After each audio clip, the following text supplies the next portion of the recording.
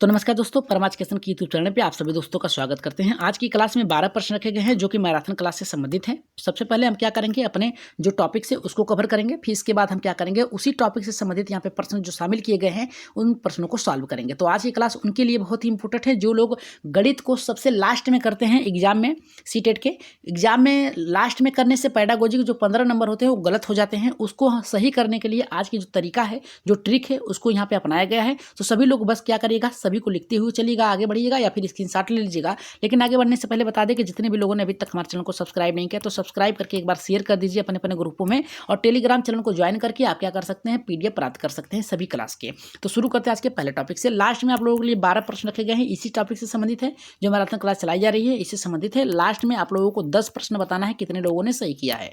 तो यहाँ पे बात करेंगे। सबसे पहले हम यहाँ पे गणित शिक्षण में शुद्धता विकसित करने के उपाय कौन कौन से हैं। तो सबसे पहले याद रखिएगा, शुद्धता विकसित करने के लिए बालकों को स्पष्ट और यहाँ पे शुद्ध वाक्यों का प्रयोग करना होता है। तो यहाँ पे देखिए क्या दिया है कि बालकों का गणित के प्रति सकारात्मक दृष्टिकोण विकसित करना तथा गणित को रुचिकर बनाने के लिए गणित शिक्षण में शुद्धता का होना अत्यंत आवश्यक है। यहाँ पे क्या कहा है, सबसे पहले कहा है यहाँ पे सकारात्मक दृष्टिकोण होनी चाहिए, साथ में कहा है कि रुचिकर लगनी चाहिए, और इसके साथ ही शुद्धता का होना अति आवश्यक है। ये बताया है कि जैसे क्या कर सकते हैं, सकारात्मक सोच, मोटिवेशन करना है आपको बालकों को कि आप कर सकते हो, और रुचिकर लगे इसलिए खेल खेल के माध्यम से आप सिखाएंगे। साथ में आप शुद्धता यानी 2+2 करेंगे, यानी 4 ही होना चाहिए, 5 नहीं होना चाहिए, इतना याद रखिएगा। तो ये है आपके शुद्धता, रुचिकर और सकारात्मक सोच जो कि आपकी शुद्धता विकसित करने के लिए उपयोगी हैं। यहाँ पे नेक्स्ट हमारा कह रहा है कि छात्रों को गणित में सही गणना का कार्य करने के लिए प्रोत्साहित करना चाहिए, यानी सही से जो भी हल सॉल्व करें, वो प्रश्न को सॉल्व करें, उसका हल जो है, उसका उत्तर जो है एकदम सटीक आए, न कि गलत आए। जैसे क्या है कि अगर आप पढ़ा रहे हैं यहाँ पे 1 + 1 = 2, तो बालक अगर 1 + 1 + 1 कर रहा है, यानी 3 की जगह यहाँ पे 4 लिख रहा है, तो वहाँ पे वो जो है गलतियाँ कर रहा है, तो उसको सही गणना करने के लिए प्रोत्साहित करना होगा आपको। नेक्स्ट हमारे यहाँ पे कह रहा है कि गलत गणना कार्य करने से छात्रों को पुनः सही तरीके से गणना करने के लिए प्रोत्साहित करें। अगर वो क्या कर रहा है, गलत कर रहा है, तो आप उसे मोटिवेट करें, फिर से बताएं, फिर से अभ्यास कार्य कराएं, ताकि वो क्या करे, सीख सके। नेक्स्ट हमारे यहाँ पे देखिए क्या कर रहा है, छात्रों में परिणाम या उत्तरों की जांच करने की आदत डालें। यानी बालक को कहेंगे कि आप यहाँ पे 4+4 करके आप खुद से जोड़िए कि 8 हो, यानी खुद से सही करने के लिए बालकों को यहाँ पे मोटिवेट करें। आगे बढ़ रहे हैं यहाँ पे नेक्स्ट टॉपिक से, जो हमारे यहाँ पे छात्रों की गलतियों का पता लगाने के लिए निदानात्मक कार्य परीक्षणों का प्रयोग करें। याद रखिएगा, अगर प्रश्न बनता है, यहाँ से प्रश्न एक बनेगा कि छात्रों की गलतियों का पता लगाने के लिए किस विधि का प्रयोग किया जाता है, निदानात्मक, उपचारात्मक, किस विधि का प्रयोग किया जाता है। तो देखिए, निदानात्मक जो होता है कठिनाई को जानने के लिए किया जाता है, उपचारात्मक जो है कठिनाई को दूर करने के लिए किया जाता है। मतलब क्या है कि आपका पता लगाना कि बालक कैसा है, क्या कर रहा है, तो निदानात्मक होगा। और बालक की कमियों को दूर करने के लिए, याद रखिएगा, कमियों को दूर करने के लिए आप उपचार करेंगे, कमी का पता लगाने के लिए निदानात्मक कार्य करेंगे, यही आपका होगा। नेक्स्ट हमारे यहाँ पे देखिए क्या कर रहा है, नेक्स्ट कर रहा है हमारे यहाँ पे गणित की समस्याओं को हल करने से पहले समस्या को समझना तथा विश्लेषण करने की आदत। विश्लेषण मतलब होता है बांटना, इतना याद रखिएगा। जैसे में हम कह सकते हैं, अगर बड़ा बड़ा सवाल है तो आप क्या करेंगे, तो उसे कहेंगे सबसे पहले सभी को टुकड़ों में यहाँ पे बांटिए। 4 का स्क्वायर है तो आप कहेंगे कि 4+4 करो, 4 × 4 करो, यानी 4 चौका 16 होगा। डायरेक्ट वो 4 चौके 16 वर्ग नहीं कर पाएगा। इस तरीके से छोटे छोटे टुकड़ों में आप बांट कर उसे बताने का प्रयास करेंगे। नेक्स्ट कह रहा है कि श्यामपट्ट तथा पाठ्य पुस्तक में सही अंक उतरवाने लिखवाने की योग्यता को विकसित करें, यानी जितना लिखा है उतना ही उतारे, अपने मन से कुछ गलत न करें। हिंदी में तो कुछ वाक्य आप गलत कर सकते हैं, अक्षर गलत कर, लेकिन गणित में जो है आप जितना शुद्धता स्पष्ट करेंगे उतना ही बालक के लिए उपयोगी होगा। नेक्स्ट कह रहा है कि श्यामपट्ट तथा अभ्यास पुस्तिका में विभिन्न गणितीय आकृतियों, चित्रों तथा रेखा चित्रों को यथार्थ रूप से सही अनुपात बनाने में आदत डालें। कह रहा है कि जो श्यामपट्ट पे, अभ्यास पुस्तिका पे, श्यामपट्ट का मतलब जो है श्यामपट्ट पर, अभ्यास पुस्तिका जो है आप उस पे, दोनों पे क्या करेंगे, बालक को आकृति चित्र तथा रेखा चित्रों को यथार्थ रूप से तथा सही अनुपात में बनाने की आदत डालें। यानी अगर आप त्रिकोणमिति पढ़ा रहे हैं, कोण पढ़ा रहे हैं, याद रखिएगा, तो कोण के एंगल को सही तरीके से पढ़ाएंगे तो बालक क्या करेगा, अच्छे से सीखेगा। नेक्स्ट हमारे यहाँ पे देखिए क्या कर रहा है, जो कि आपके प्रश्न पूछते हैं। यहाँ से आपके 2 प्रश्न पूछेंगे, प्राइमरी और यहाँ पे जूनियर, दोनों के लिए पूछेंगे यहाँ पे। तो सबसे पहले गणित शिक्षण विधियाँ कौन कौन सी हैं? सबसे पहले आगमन विधि होती है, दूसरा होता है निगमन विधि, तीसरा संश्लेषण विधि, चौथा अन्वेषण या ह्यूरिस्टिक विधि, और पांचवा होता है आपका प्रयोगशाला विधि, और छठा होता है आपका विश्लेषण विधि। तो देखते हैं यहाँ पे इनके बारे में जान लेते हैं कि आखिर होता क्या। आगमन विधि का मतलब होता है दिखाकर किसी चीज़ को बताना। जैसे क्या है कि बालक को हम यहाँ पे बताएंगे ट्रेंगल के बारे में, इसके सभी आकारों को बताएंगे कि ये है, और एक भाग को पूछेंगे कि क्या है। यानी आगमन विधि का मतलब होता है दिखाकर। निगमन विधि का मतलब होता है नियम से चलाएंगे, नियम से किसी भी कार्य को करने, यानी सूत्र पर, नियम से या फिर सूत्र पे हम कर सकते हैं, इसके द्वारा होगा। संश्लेषण का मतलब होता है जोड़कर, संश्लेषण मतलब होता है जोड़ना। यानी देखिए हम कह सकते हैं कि अगर यहाँ पे दिया है 4 + 4 और यहाँ पे दिया है 2 + 2, इसको क्या करना है, आपको जोड़ना है। तो आप क्या करेंगे, इसको एक में मिला देंगे। 4 4 यहाँ पे 8 हो गया, प्लस 2 2 क्या होगा, 4 हो गया। अब इसको जोड़ देंगे, 12 हो गया। तो ये है आपका संश्लेषण विधि। संश्लेषण विधि का मतलब होता है बांटना, निगमन का मतलब होता है नियम या सूत्र से, आगमन का मतलब होता है दिखाना। अगर वहीं पे अन्वेषण या फिर खोज की बात करें, अगर आप कह सकते हैं बालक को कि आप बताइए 5 कितने प्रकार से लिखेंगे, 5 कितने प्रकार से, तो कोई कहेगा 3 + 2 करेंगे, कोई कहेगा 2 प्लस यहाँ पे करेंगे 3, कोई कहेगा 1 + 4 करेंगे, कोई कहेगा कि 0 + 5 करेंगे। इस तरीके से बालक अपना अलग अलग तरीके से खोज करेगा। अन्वेषण मतलब होता है खोज, ह्यूरिस्टिक मतलब भी होता है खोजी। ठीक, अब आगे बढ़ते हैं यहाँ पे प्रयोगशाला विधि, यानी खुद से प्रयोग करके, यानी खुद से खोज करके बालक लिखेगा। विश्लेषण मतलब होता है बांटना, जैसे कोई कठिन सवाल हो गया उसे कई टुकड़ों में बांटकर सॉल्व करना, ये हो गया आपका विश्लेषण। तो आपको समझ में आ गया होगा गणित शिक्षण की विधियाँ कौन कौन सी हैं। आगमन विधि दिखाकर, निगमन विधि नियम या सूत्र से, संश्लेषण विधि यहाँ पे छोटे छोटे टुकड़ों को आपस में जोड़कर यहाँ पे बताना, ह्यूरिस्टिक या अन्वेषण विधि यानी खोज विधि पर आधारित, प्रयोगशाला विधि मतलब खुद से करना, यहाँ पे विश्लेषण मतलब सभी बड़े पार्ट को छोटे छोटे टुकड़ों में बांटकर यहाँ पे सॉल्व करना। ये थे आज की आपके गणित यहाँ पे शिक्षण के कुछ महत्वपूर्ण टॉपिक्स। अब हम बात करेंगे अपने यहाँ पे प्रश्न पे, जो कि आपके यहाँ पे प्रश्न रखे गए हैं 12।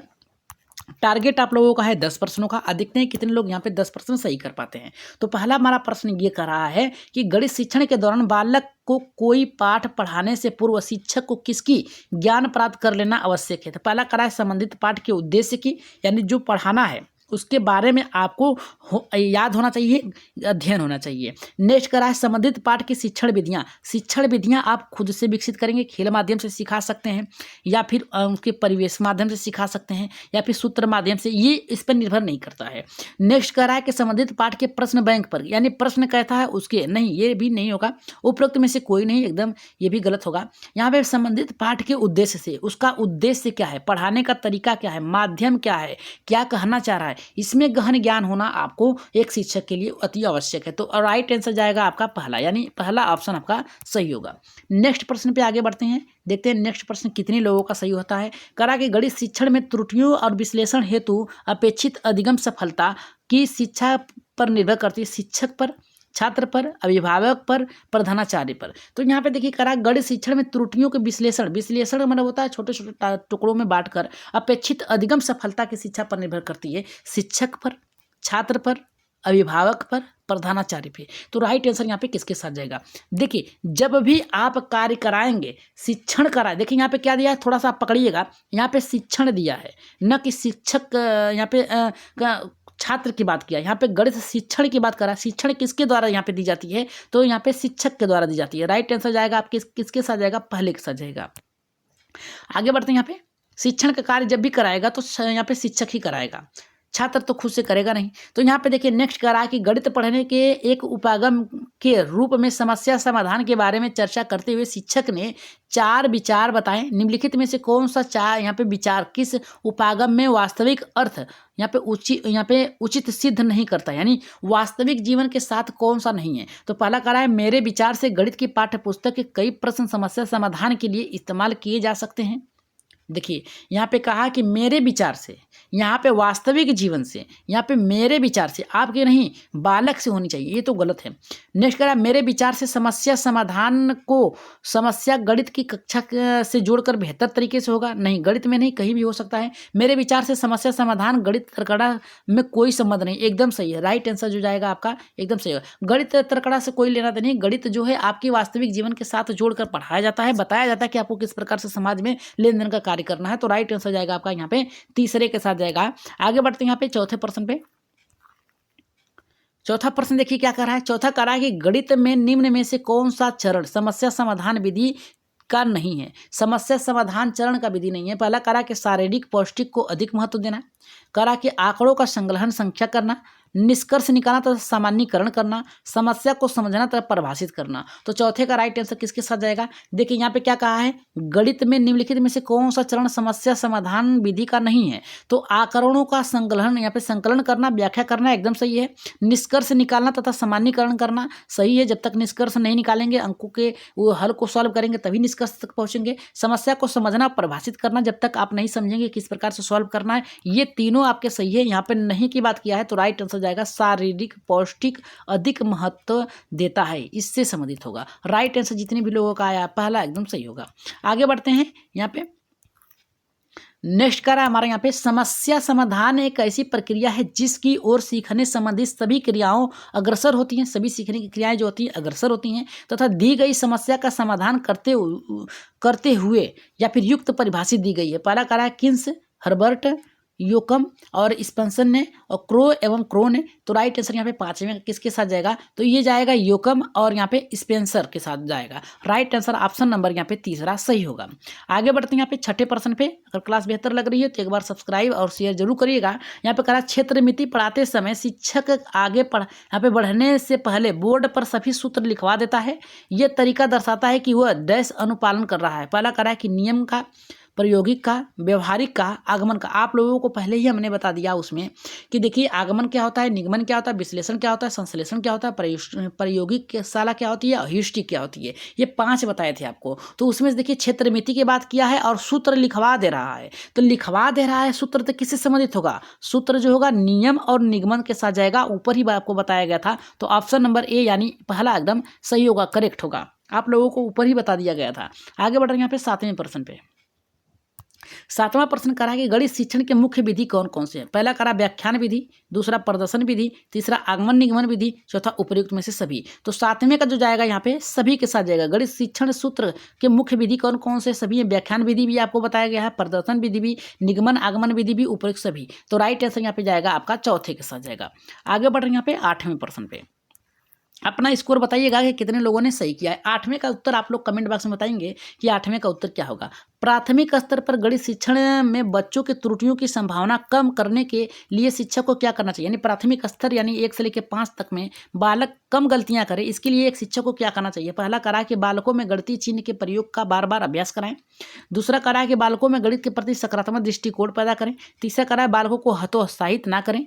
चौथा करा उपयुक्त सभी। देखिए यहाँ पे करा है बालकों में गणितीय चिन्ह के प्रयोगों का बार बार अभ्यास कराएं। बार बार अभ्यास करने से ज्ञान स्थायी होगा, सही है। बालकों में गणित के प्रति सकारात्मक दृष्टिकोण पैदा करें, ऊपर ही आप लोगों को बताया गया है मैराथन क्लास में, सही है। बालकों को हतोत्साहित मतलब होता है रोकना, ठीक है।